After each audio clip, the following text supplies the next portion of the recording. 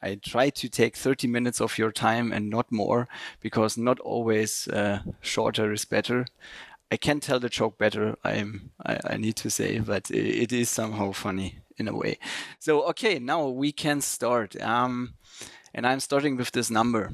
And this was quite surprising for us because 46%. And what we found out was that 46% of customers out there in the US and in the UK do not feel any differentiation from one brand after another once they had a digital experience.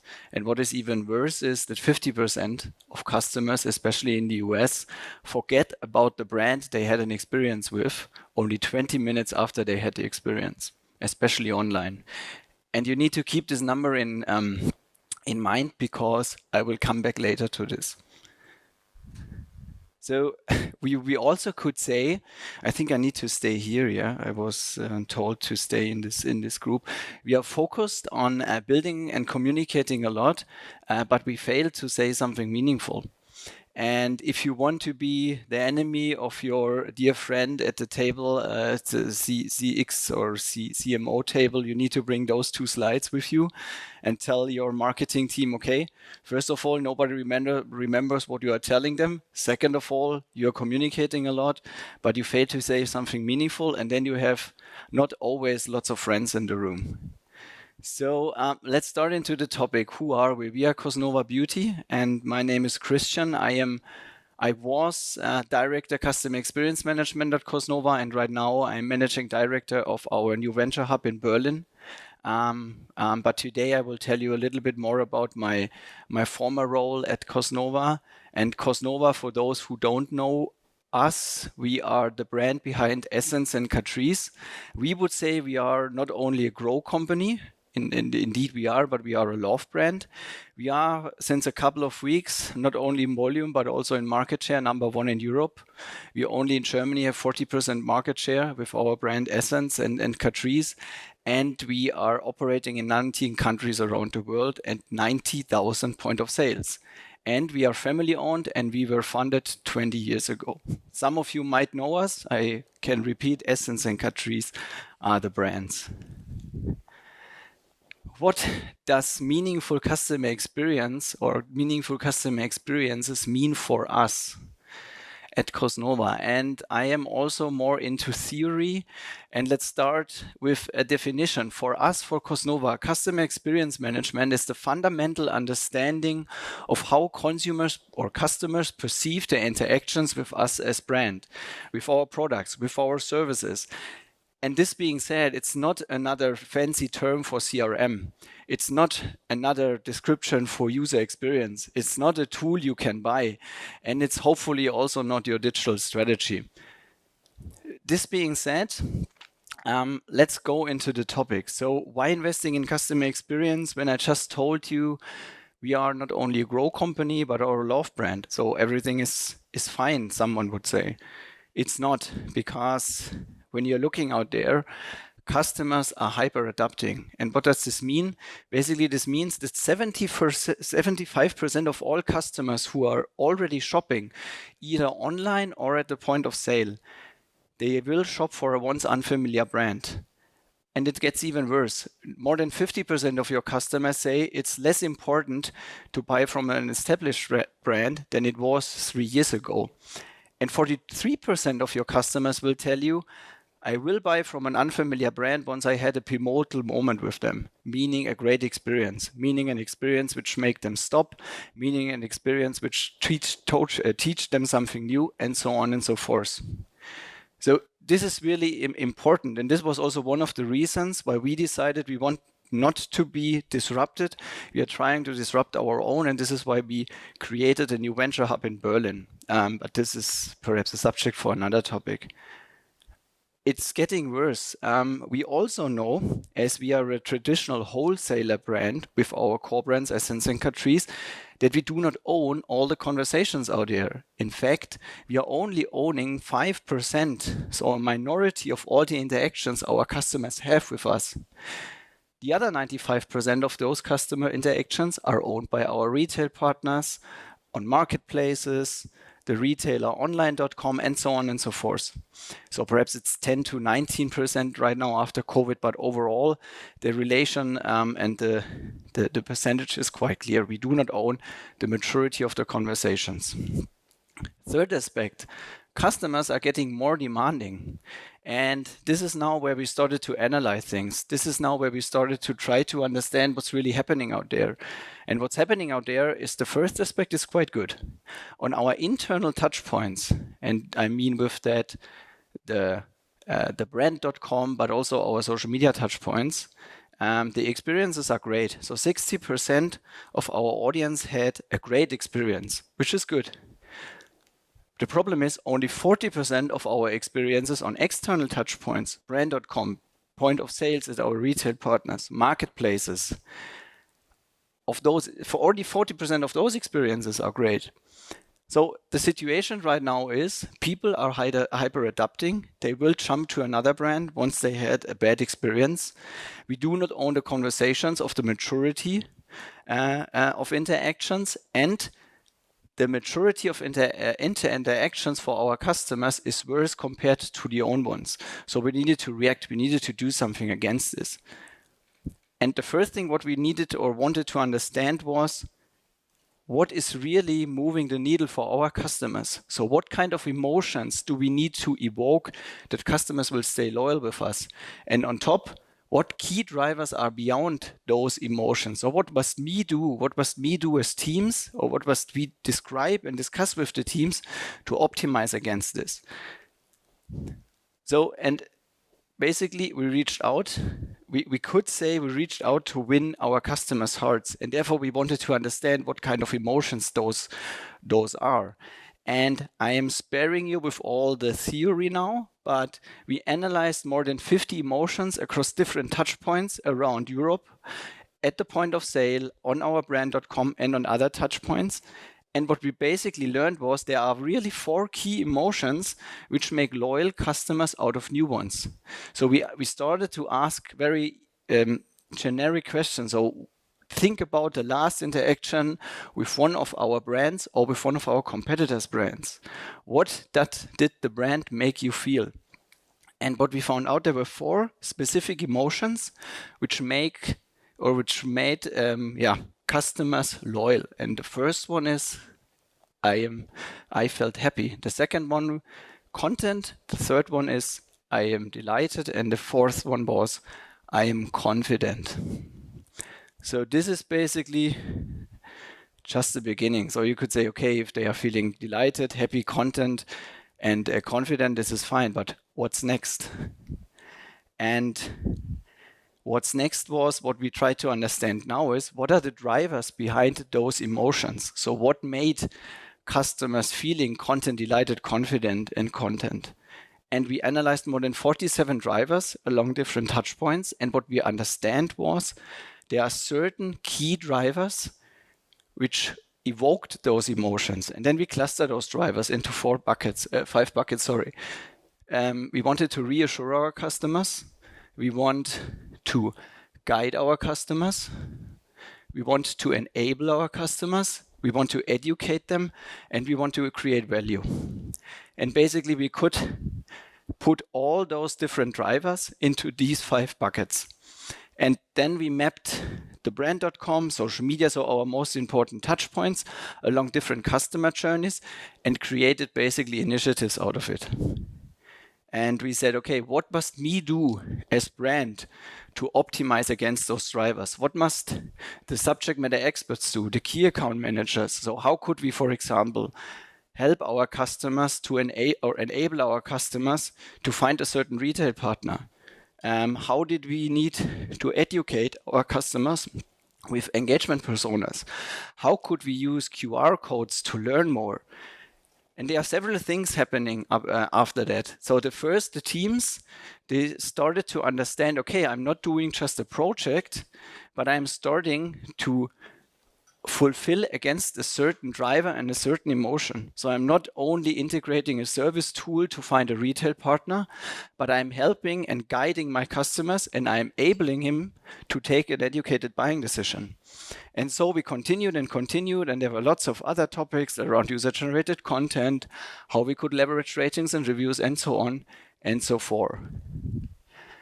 So how did the teams now leverage those results, and how were we as brand transform our brand into stories to unfold across the different touch points? And I want to give you 3 examples, and then I want to show you how we connected this back to financial outcomes. And this is something which is the most important aspect of all, because at the end of the day, someone needs to pay the bill, and ideally, you want to have this person on your side. Otherwise, it's getting hard after a while. So I'm starting with the most qualitative one. We started to create customer engagement personas, and you should not underestimate this, because we have 1 or 2 teams who are in near customer contact, and this is our community management team, and this is our customer happiness agent team, or the customer service team. We have more than 5 million followers on Instagram alone for Essence and Catrice, 5 million. And in different countries around the world, they are reaching out to us. So we founded or created Bella, Joe, and Tony. And all those personas have different characteristics.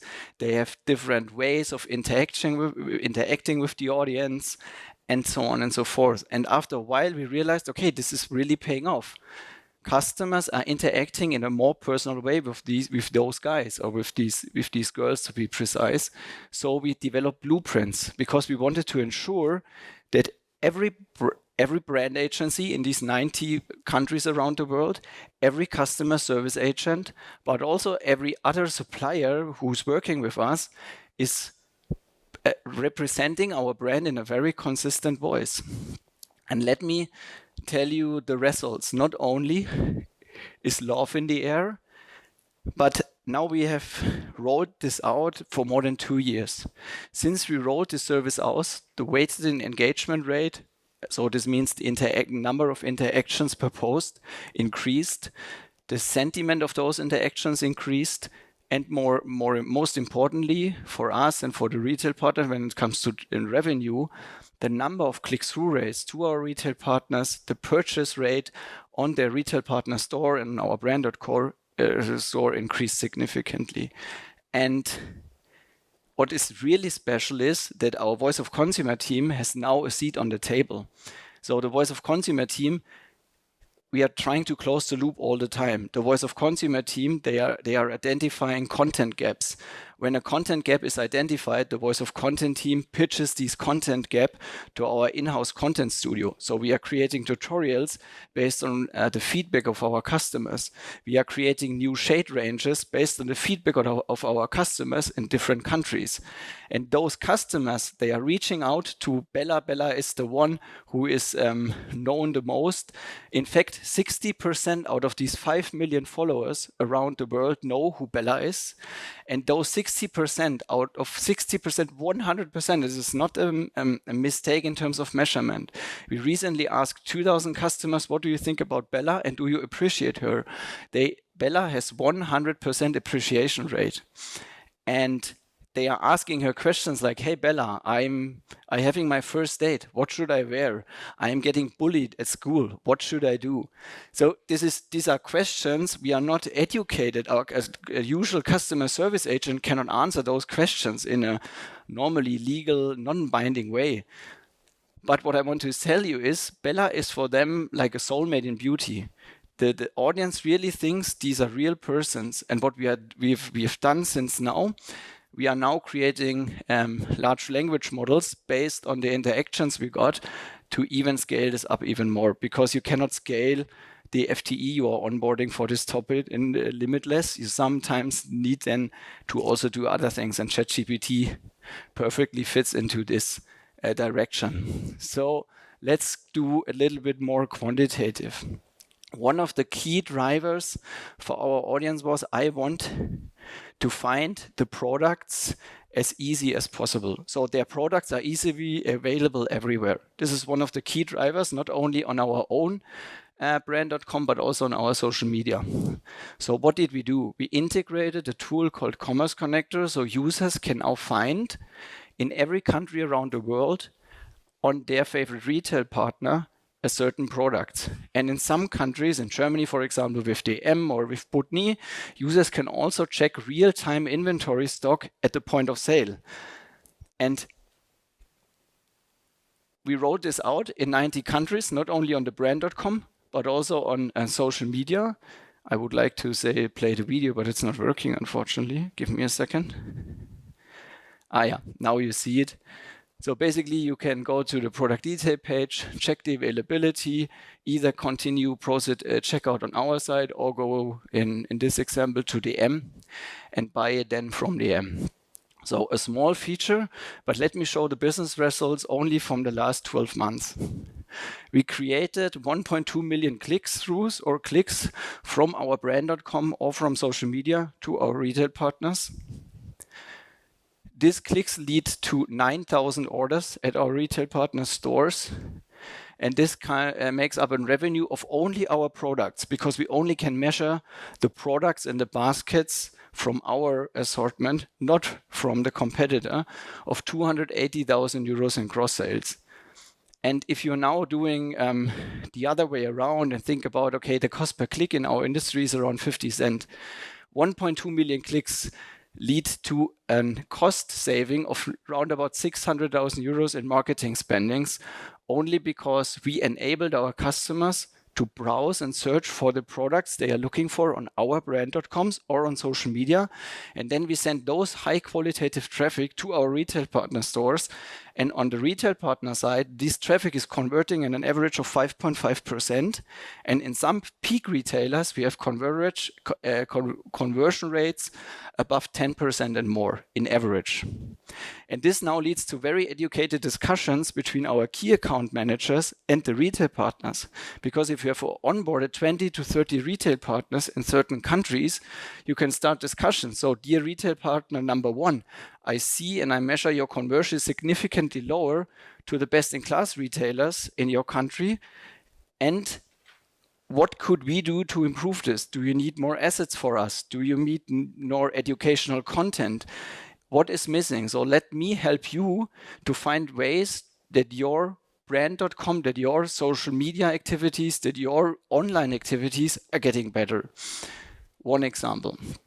The next example was virtual try-ons. What we understand was, especially after COVID hit us, there's one crucial moment in our industry, and the boys here in the room won't relate to this so much, but especially the girls will understand this is a crucial moment when trying cosmetics. You need to feel this. You want to test it, you want to smell it, you want to interact with these products. And as COVID hit us, these physical testers were not available anymore. So we needed to find solutions, and very, very quickly. So what we did was we rolled out virtual testers. We started with lips, then we got to eyes, then we got to nails, and the hardest category to do this is face, and face is now live.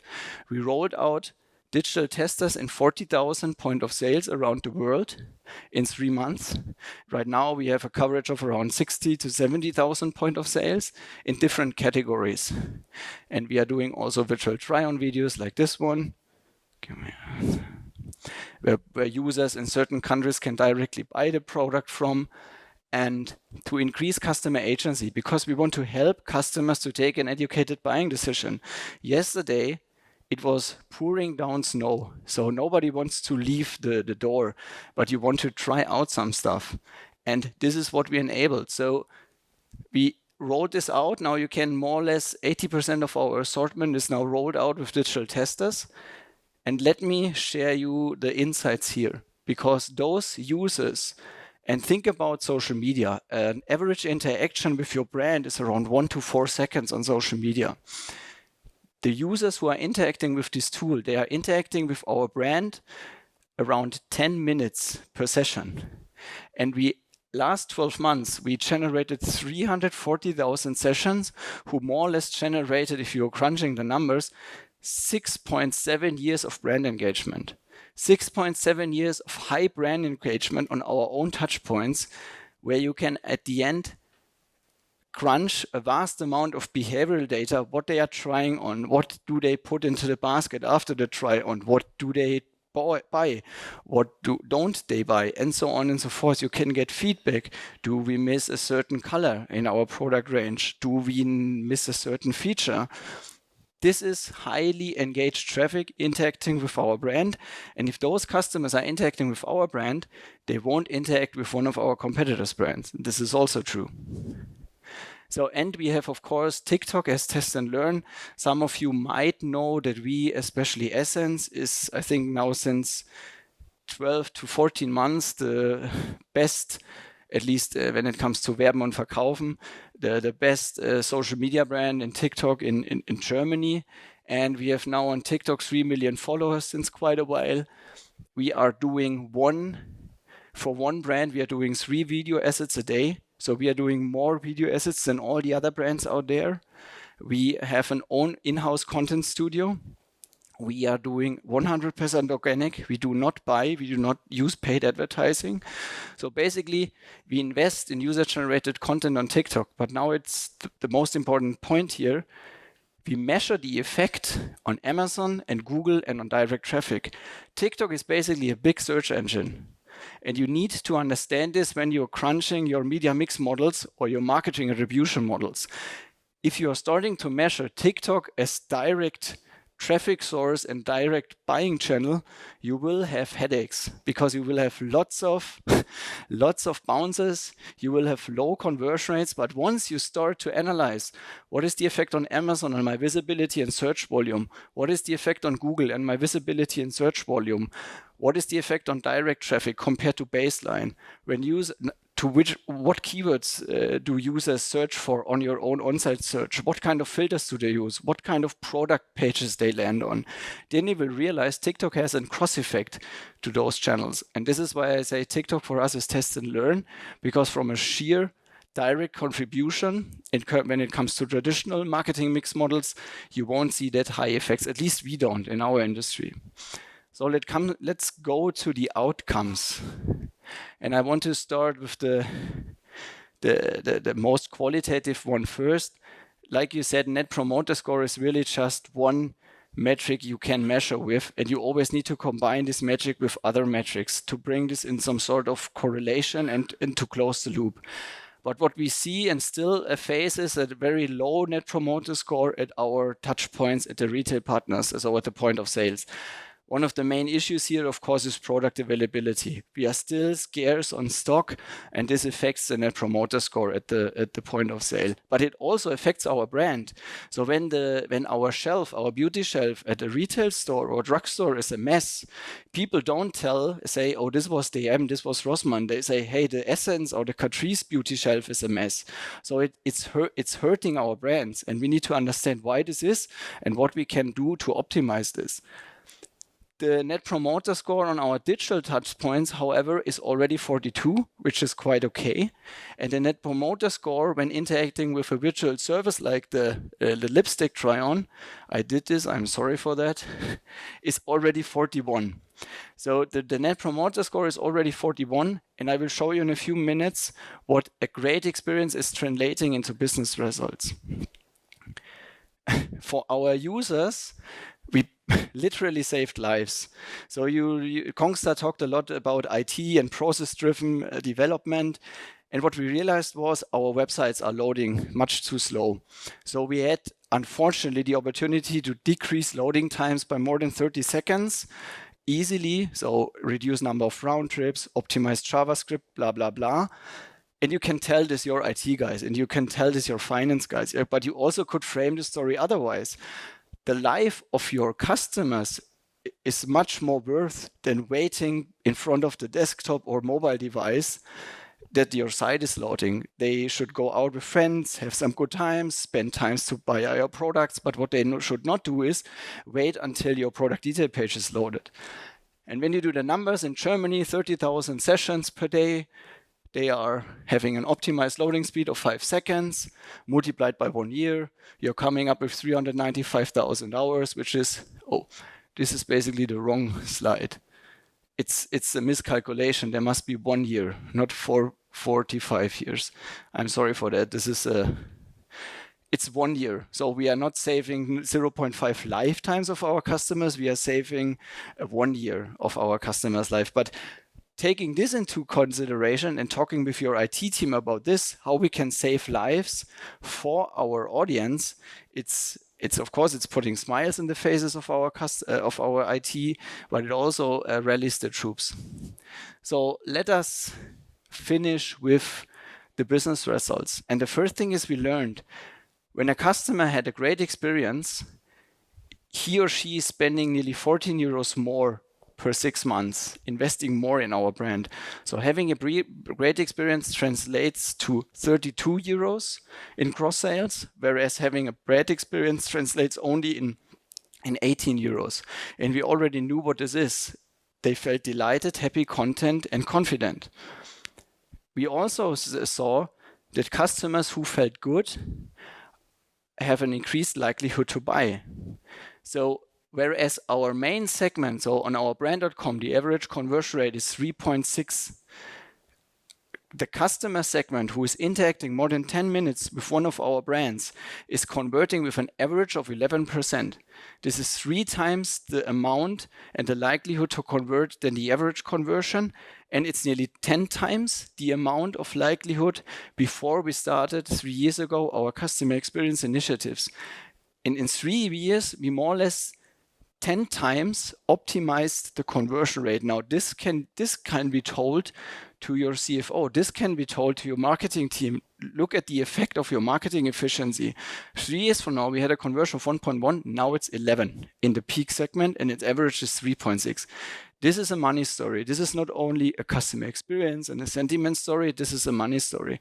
We also learned that high-engaged customers spend more per visit. So this is only the value they invest on our brand.com site.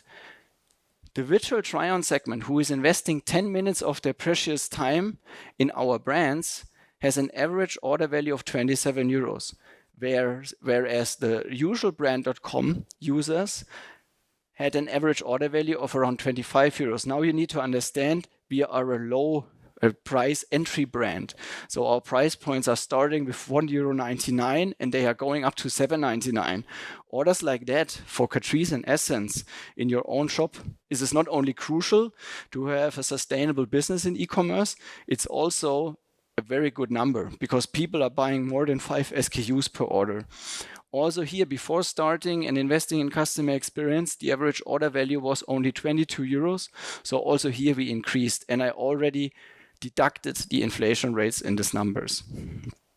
And most importantly, customers remember how you made them feel. I told you earlier on that Bella has a 100% appreciation rate. I also told you that we now understand what 74% of our new customers makes loyal customers once they felt happy, content, delighted, and confident. And I now also can say, what is this translated into business outcomes? But most of all, they feel love for our brand. And this is also what's very important. You need to rally the troops when you want to become a customer experience champion by creating a compelling business vision.